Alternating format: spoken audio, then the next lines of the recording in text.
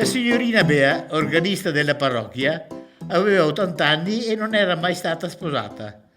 La apprezzavano tutti per la sua dolcezza e i modi gentili. In un pomeriggio di primavera, il parroco andò a farle visita ed ella lo fece accomodare nel suo salotto in stile vittoriano mentre gli preparava una tazza di tè. Seduto di fronte al vecchio organo, il giovane prelato notò che sopra vi era posata una ciotola in vetro piena d'acqua.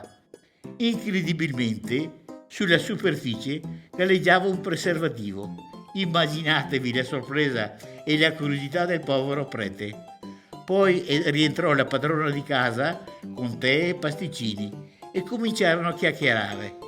Il parroco per un po' cercò di reprimere la sua curiosità riguardo la ciotola piena d'acqua e quello che galleggiava dentro, ma ben presto non resistette più e chiese: «Signorina Bea, ma che cos'è quello?» indicando la ciotola.